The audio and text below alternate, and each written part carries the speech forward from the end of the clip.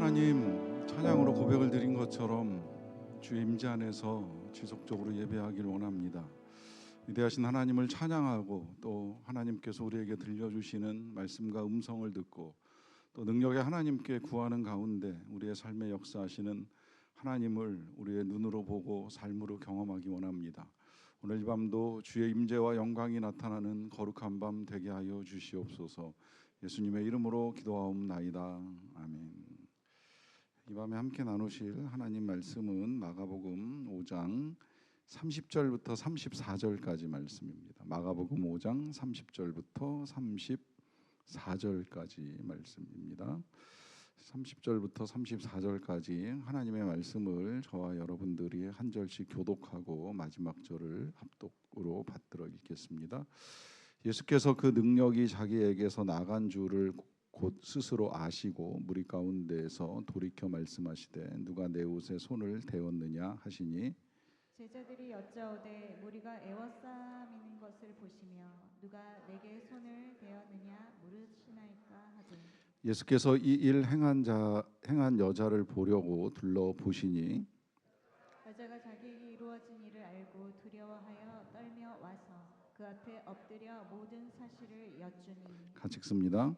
예수께서 이르시되 딸아 내 믿음이 너를 구원하였으니 평안히 가라 내 병에서 놓여 건강할지어다.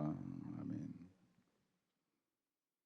지난주에 금요일 날 무슨 말씀 들었는지 기억나세요? 아까 우리 묵상 나눌 때 교역자 중에 한 사람이 3일 전에 한 설교 기억이 안 난다는 고백을 나눠주셨는데 일주일 전에 기억나실 것 같아요. 말씀드리면 그거 MBTI 했잖아요. 우리 하면서 저가 제 아내랑 저 뒤에서 이렇게 서로 쳐다보면서도 역시 우린 달라 이런 이야기를 계속 하면서 끄떡끄떡 했는데 그 MBTI의 핵심은 우리가 이제 많이 서로 다를 수 있다라고 하는 것이고 또 그러면서도 한편의 공통점은 우리가 다 하나님의 은혜 아래 있다 하는 이제 말씀을 들었잖아요. 이 다르지만 다 하나님의 은혜 앞에 있다라고 하는 사실 이제 여러 가지 적용이 가능한데 제가 그날 설교를 들으면서도 전도사님하고 저하고도 또 많이 다르구나 이제 하는 거 여러 가지로 생각을 많이 하게 됐어요. 전도사님은 설교를 한 교회 한 목사한테 이제 배운다고 하셨는데 전 반대였거든요. 저는 이제 신학교 입학하면서 이게 이 부분이 공통점이에요. 모든 교역자, 설교자의 고민은 설교를 어떻게 하면 이제 잘할 수 있을까 이제 이 고민을 하는 거죠. 오늘도 묵상을 나눌 때 한 분이 굉장히 유창하고 은혜스럽게 묵상을 잘 나눠주셨어요. 그래서 들으면서 은혜를 받고 이제 제가 다 듣고서 그렇게 설교하면 된다고 말씀을 드렸더니 이게 이렇게 나눌 때 하고요.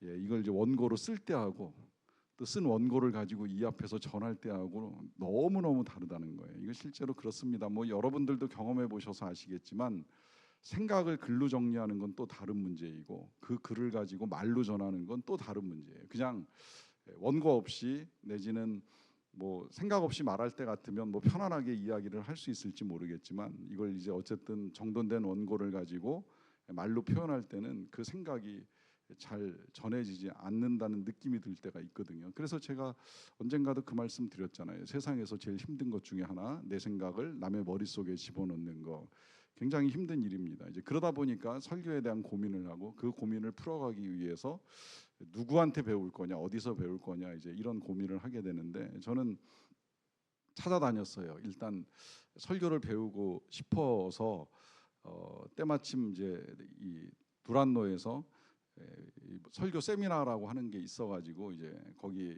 7명의 목사님이 매주 월요일마다 이제 4시간씩 강의해 주시는 걸 이제 가서 들을 기회를 가졌는데 그 중에 한 분이 물론 거기 오신 분들이 다 뭐 이름만 대면 아실 만한 분들이 많았는데 이제 그 중에 한 분이 굉장히 인상적인 분이 계셨어요.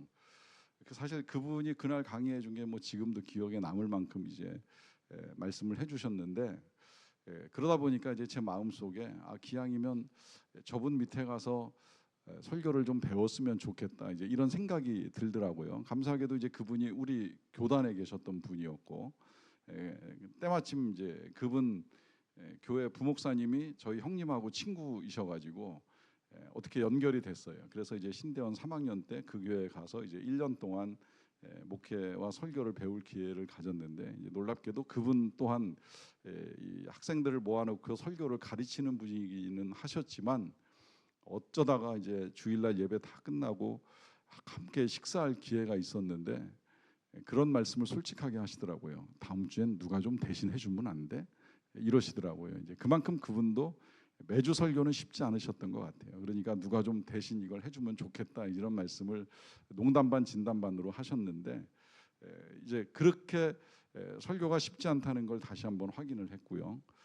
그 다음에 이제 그 교회에서 제가 영락교회 전임으로 이제 나가서 2년 동안 사역을 하다가, 그러고 나서 이제 다시 부천 동광교회 추천을 받아가지고 가서 이제 안수도 받고 이제 그 목회를 배울 기회를 가졌는데, 거기 목사님도 설교를 잘 하세요. 추천을 해주시는 분이 거기 가면 목회도 설교도 이제 많이 배울 수 있을 거야. 그러니까 이제 가봐. 그래가지고 그분 소개로 이제 부천에 가서 사역을 이제 하면서 배울 기회를 가졌지요. 근데 그분 설교 정말 많은 사람들이 좋아하고 은혜 받고 재밌어 해요. 제가 듣기에도 그랬어요.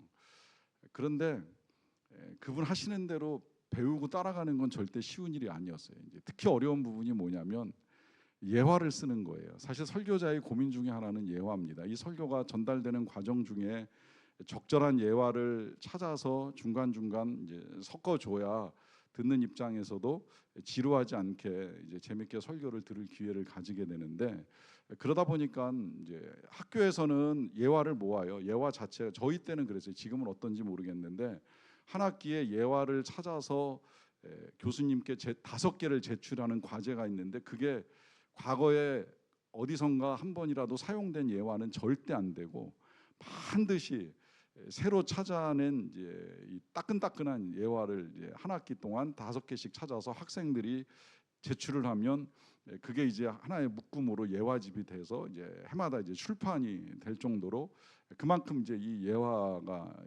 중요하다는 사실을 직접 경험하고 수집하는 과정까지 이제 실습을 하게 해 주시기까지 하셨는데, 이게 정말 어려운 문제이거든요.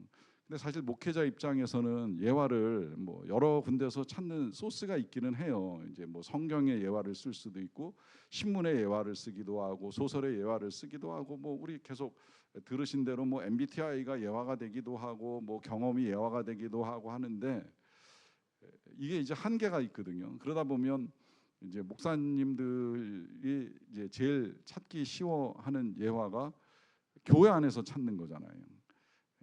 목회하고 신방하고 상담하고 기도하면서 알게 된 사실을 가지고 예화를 쓰면 사실은 제일 편안해요. 왜냐하면 우리 이야기잖아요. 현실적인 이야기잖아요. 우리 성도들이 살아가는 이야기잖아요. 그러니까 사실 이 안에서 찾으면 예화를 쓰기는 제일 좋아요. 그런데 이게 쉬운 일이 아니죠. 이 목사 입장에서는 예화를 가져와서 쓰는 게 쉽지만 당사자 입장에서는 내 얘기를 하시네라고 생각을 하면서 좋을 수도 있지만 싫을 수도 있어요. 제가 부천에서 들었던 예화, 여기 어린아이들이 있어서 이 19금 예화를 쓰기가 굉장히 불안한데 제가 19금 아니라 29금까지도 들어봤는데, 그분은 그런 예화 쓰시는데 아무 거리낌이 없어요. 특히 금요일 밤 같으면 또 주일하고 달라가지고 오시는 분들이 한정돼 있다 보니까 그분들 앞에서는 아니 저 강단위에서 저런 예화까지 쓰실 수 있는 거야? 라고 생각이 되는 예화까지 쓰시기 때문에 오늘 여러 어린아이들 앞에서 제가 다 이런 예화도 씁니다라고 말씀을 드릴 수는 없지만 어쨌든 되게 야했어요. 뭐 예를 들면 거기는 이제 불우한 가정들이 좀 많은 교회였는데 그 가정에 뭐 이렇게 집을 나가서 안 들어오는 남편이 한 달에 한 번, 2달에 한 번 어쩌다가 이제 집에 와서 잠깐 뭐 밥만 먹고 가든지 뭐 이야기 잠깐 나누고 가든지 뭐 돈만 몇 푼 던져주고 가든지 하는 이제 그런 성도님이 계셨었어요. 근데 이제 목사님이 그 문제를 풀어가기 위해서 이제 실제적으로 이제 그 성도한테 자문을 한 거예요. 그냥 그렇게 맞이하지 말고 좀 야하게 입고 술도 한 잔 준비하고 그러고 남편을 맞이해서 쉬었다 가라. 이제 이렇게 좀 얘기를 해봐라. 하셨는데 실제로 그게 이제 그대로 시행이 되고 그 남편이 그날 밤을 보내고 더 이상 떠나지 않게 되었다라고 하는 이제 이 말씀까지 목사님이 다 하시는 거예요. 우리 교회 이야기 절대 아닙니다. 오해하지 마세요. 전 그런 말을 해본 적도 없고 하지도 못합니다. 그분이니까 하실 수 있는 거예요. 문제는 이제 그분이 그런 말씀을 하셨다고 해서 제가 그대로 배워서 할 수는 없잖아요. 더군다나 이제 그날 제가 분명하게 기억을 해요. 그 말씀하실 때의 그 이야기가 어느 집안 이야기인지 그 자리에 그 여집사님이 앉아 계셨던 거예요. 금요일 저녁 기도회 시간에. 그러니까 사람들이 이렇게 한 번씩 그 지난 주일도 그러더만요. 이렇게 누구 이야기하면 왜 뒤를 돌아봐요, 민망하게 시리. 근데 막 그날도 이렇게 막 뒤를 돌아보면서 주목을 하니까 제가 제 입장에서는 예화는 재밌지만 당사자 입장에서는 굉장히 어렵겠구나. 물론 목사님께서 한 가정의 어려움을 아시고 함께 기도해 주시고 그리고 그 가정이 회복되는 이야기를 해주시는 건 너무나 좋은데 문제는 본인 입장에서 이제 그런 일들을 진행해 나가는 과정에 누가 아는 게 마음 편하지 않잖아요. 우리 가정이 지금 남편이 집을 나가서 잘 안 들어오는 거 노출되는 것도 싫고 그 남편을 다시 집으로 불러들이기 위해서 자신이 한 행동들이 노출되는 것도 싫고 뭐 그러고 나서 이제 회복된 건 감사한 일이겠지만 그거 내가 하나님께 감사하면 될 일인데 굳이 많은 성도들이 모여 있는 자리에서 이 얘기를 해야 하나 하는 생각은 이제 누구나 다 할 수 있는 생각이기 때문에 이게 참 어려운 문제거든요. 그래서 참 조심스럽다는 이야기예요. 그래서 쉽지 않다는 말씀을 드립니다. 그런데 오늘 본문은 놀랍게도 그렇게 숨기고 싶었던 한 여인의 비밀이 이제 노출이 되는 거예요. 뭐 아시다시피 이제 우리가 이 말씀 지난번에 이제 저하고 같이 읽었던 사건의 연속 선상에 있는데요. 아시는 대로 이 여인이 12년 동안 아팠잖아요. 그 아픈 건 절대 노출하고 싶은 병이 아니었어요. 혹 노출되었다라고 하면 굉장히 부끄럽고 수치스러운 질병이고 부정하다고까지 여겨지다 보니까 어쩌면 그래서 많은 사람이 모여 있는 중에도 예수님께 몰래 와가지고 그 옷을 붙잡고 싶어 했던 거예요. 그만큼 알려지는 게 두렵습니다. 알려지는 게 별로 편안할 리가 없는 그런 여인이었습니다. 그런데 이 여인의 생각과 예수님의 생각은 이제 아주 다르다는 걸 오늘 보게 되지요. 먼저 30절에 예수님 반응입니다. 예수께서 그 능력이 자기에게서 나간 줄을 곧 스스로 아시고 무리 가운데서 돌이켜 말씀하시되 누가 내 옷에 손을 대었느냐라고 하십니다. 자, 이 여인이 예수님의 옷을 붙잡는 순간에 여인에게 있어서 질병이 고침을 받았어요. 어떻게 보면 그렇게 끝났으면 좋았을 상황이에요. 왜냐하면 여인은 노출하고 싶지 않을 뿐만 아니라 지금 우리 예수님이 이 과정 자체가 바쁜 시간이잖아요. 왜 바쁜지 아시죠? 지금 예수님이 그냥 한가롭게 사람들 모아놓고 이야기를 나누는 그런 상황이 아니었던 거예요. 이 상황은 지금 예수님께서 곧 죽을지도 모르는 회당장 야이로의 딸을 고쳐주기 위해서 가던 중이었어요. 그러니까 그냥 갈 길을 가시면 되는 거예요. 그런데 예수님은 그 길을 가지 아니하시고 멈춰서서 자기에게서 능력이 나간 줄을 아시고 돌아보면서 말씀을 하시는 거예요. 누가 내 옷에 손을 대었느냐라고 하는 말씀을 하십니다. 그러니까 예수님은 몸도 아니고 옷에다가 손을 대었다는 이 문제를 가지고 멈춰서서 그 손댄 사람을 찾기 위해 애를 쓰고 계시는 모습을 보여주는 거예요. 그러다 보니까 어떤 면에서는 제자들 입장에서도 이해가 안 가는 거예요. 지금 갈 길이 바쁜데 야이로의 집에 빨리 가야 되는데 그것도 그냥 가는 것이 아니라 이 많은 사람들이 함께 가다 보면 좀 밀릴 수도 있는 일인데 라고 하는 생각을 가지고 이런 답변을 합니다. 제자들이 여짜오되 무리가 에워싸 미는 것을 보시면 누가 내게 손을 대었느냐 물으시나이까라고 합니다. 그러니까 제자들 입장에서는 뭐라고 이야기하는 거예요?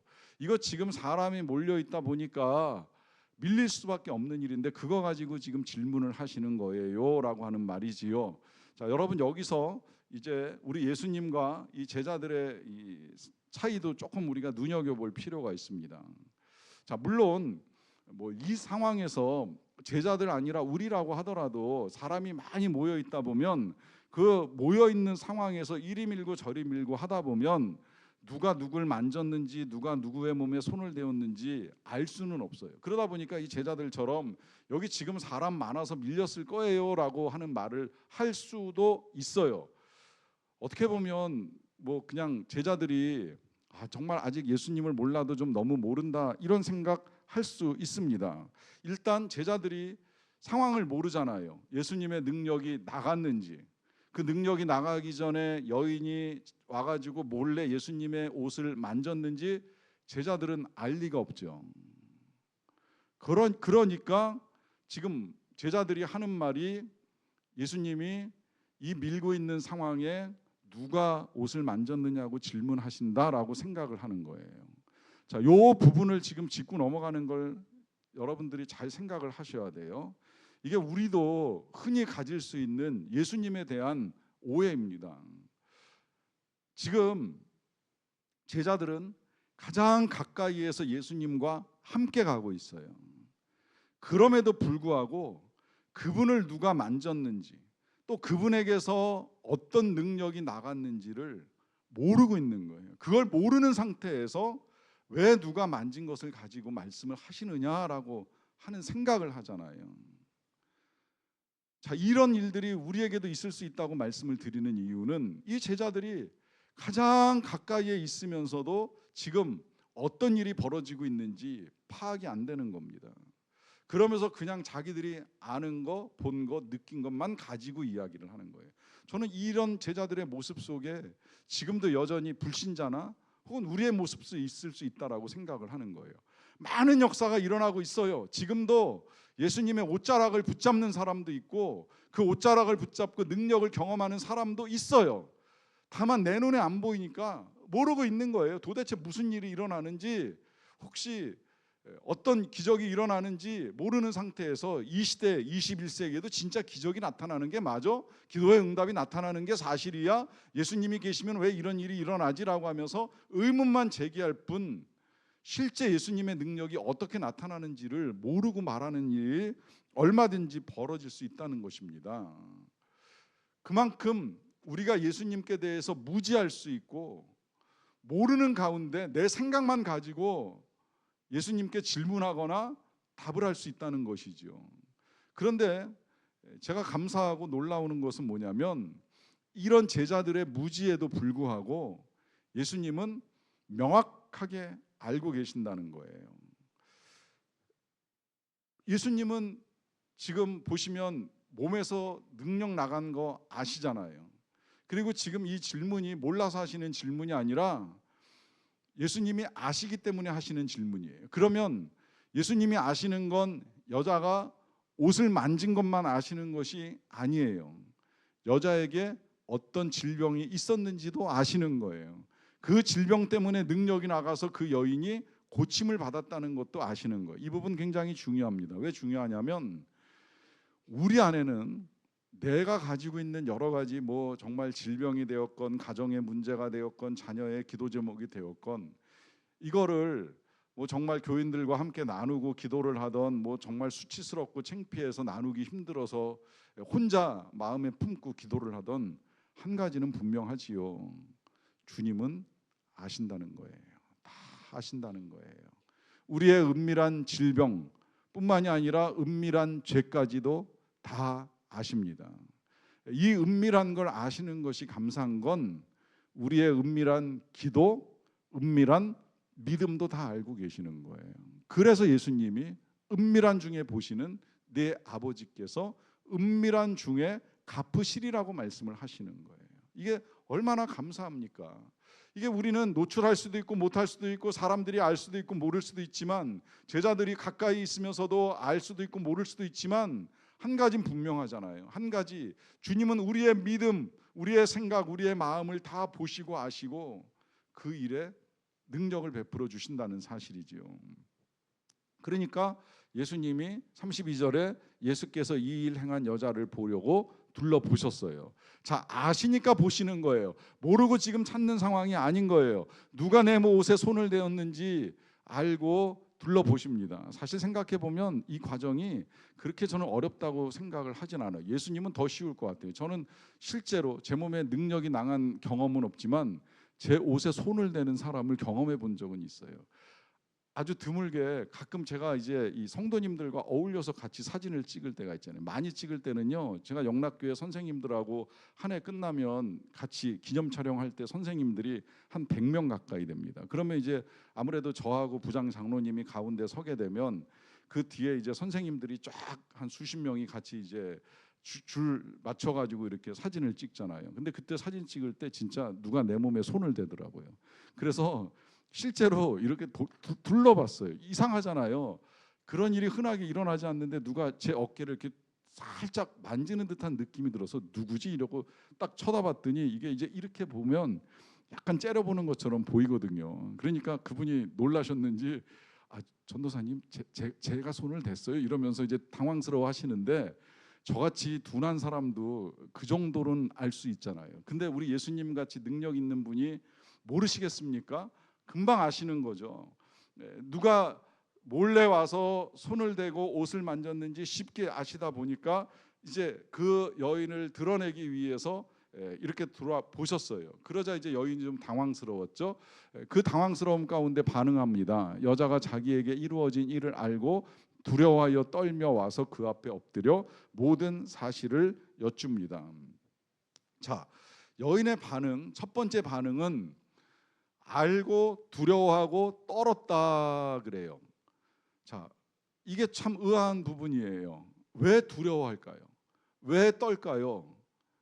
자기 자신의 질병이 드러나는 것 때문일까요? 아니면 예수님께서 자기가 행한 일을 알고 계시기 때문일까요? 어떤 두려움인지는 정확하게 모르겠지만 뭐 둘 다일 수도 있다고 생각을 해요. 자기는 몰래 와서 그냥 옷만 만지고 그렇게 해서 깨끗하게 고침받으면 조용히 떠나려고 했는데 갑자기 예수님이 뒤돌아보시면서 누가 내 옷에 손을 대었느냐 질문하시고, 그러고 그냥 제자들이 에워싸 민다라고 하는 것 때문에 그러십니까? 라고 했으면 그냥 가셨으면 좋았을 텐데, 끝내 주님이 도대체 누가 내 몸에 손을 대었는지 뒤로 돌아보시기까지 하니까 이건 더 이상 숨길 수도 없구나, 다 알고 계시는구나 하는 이 사실 때문에 두려워했는지는 몰라요. 한 가지 분명한 건 여인은 그 앞에 엎드렸고요. 그 다음에 모든 사실을 여쭙니다. 자, 왜 그럴까요? 일단 주님을 두려워한다는 건 경외함도 포함이 되는 것이니 그 경외함 가운데 엎드렸다고 볼 수 있겠고요. 또 그 능력 앞에 엎드리고 그 지혜, 모든 것을 알고 계시는 그 놀라운 능력 앞에 엎드렸다고도 볼 수가 있겠죠. 그리고 이제 더 이상 숨길 수 없으니까 모든 사실을 여쭙니다.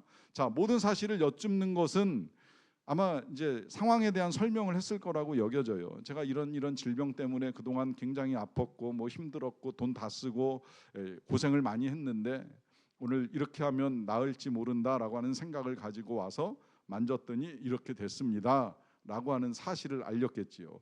어떤 내용이 전해졌는지는 정확하지 않지만 분명하게는 이제 모든 사실이 다 전달이 된 거예요. 그렇게 보면 이 여인이 더 이상은 이제 숨기지 않고 정직하게 자신의 상황을 다 노출했다고도 볼 수가 있습니다. 중요한 건 이제 그 이후에 예수님 하시는 말씀이죠. 이런 말씀하십니다. 예수께서 이르시되 딸아, 내 믿음이 너를 구원하였으니 평안히 가라, 내 병에서 놓여 건강할지어다라고 하십니다. 자, 여기 참 주님이 이제 너무 중요한 말씀 많이 하셨어요. 자, 제일 먼저 부르시는 호칭 뭐예요? 딸아라고 부릅니다. 자, 처음 봤을지도 모르는 여인에게 예수님이 딸아라고 표현하시는 건 그가 어떤 질병을 가지고 있었던, 또 어떤 과거의 아픔을 겪었던, 그는 아브라함의 딸이고 하나님의 딸이라는 사실을 분명하게 밝혀주시는 거예요. 그리고 제가 지난번에 그런 말씀 드렸잖아요. 옷에 손을 대는 행위, 이건 그냥 호기심으로 능력을 구하는 것만이 아니라고 말씀드렸어요. 그 능력에 대한 신뢰이고 그 신뢰를 가지고 손을 댈 때에 그분의 모든 능력이 내 능력이 돼서 내 안의 질병이 고침받는 인격적 사건이라고 말씀드렸습니다. 그 인격적 사건이 온전히 완성되는 자리가 바로 지금 이 예수님의 표현 속에 들어있는 거예요. 따라, 아무한테나 따라 이런 표현 사용할 수 없잖아요. 딸은 부녀지간의 인격적인 만남이 이루어지는 표현입니다. 지금 예수님이 그 표현을 사용하면서 지금 이 여인과의 관계가 그냥 능력만 주고받는 관계가 아니라 하나님의 딸로서의 인격적 지위를 회복했다는 사실을 알려주고 계시는 거예요. 그러니까 이제 그 딸에게 이런 여러 말씀을 하시는 거죠. 네 믿음이 너를 구원하였다. 자, 이 표현도 굉장히 중요하고 귀한 표현입니다. 왜냐하면 사실 이 여인을 병에서 낫게 한 건 어디서 나온 능력이에요? 예수님께서 나온 능력이죠. 예수님이 고친 거죠. 여인이 고쳤습니까? 믿음이 병을 고치는 겁니까? 능력이 사람을 고치는 거죠. 물론 때때로 믿음에 반응하시는 예수님의 능력을 우리가 보는 건 굉장히 중요한 일이고 우리도 믿음을 갖는 건 필요해요. 그러나 우리가 믿음을 갖고 기도하고 응답을 받는다고 할지라도 마지막에 절대 잊지 말아야 될 것. 제가 가끔 그런 표현 들을 때 조금 답답하게 여길 때가 있어요. 기도했더니 응답을 받았어요. 여기까지는 좋아요. 그런데 내가 기도했더니 응답을 받았어요라고 하는 표현이 강조되다 보면 주님의 은혜, 주님의 능력보다 자꾸 내 기도, 내 믿음이 더 부각될 때가 있는 것이 조금 안타깝게 여겨지는 거예요.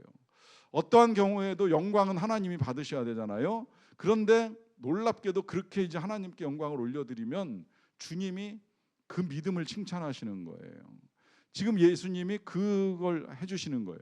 능력은 주님께로부터 나왔지만 그러나 네 믿음이 널 구원한 거야 라고 하면서 이 여인의 믿음, 예수님 뒤에 와서 몰래 옷자락을 붙잡던 그 믿음을 대단하게 칭찬하고 인정을 해주십니다.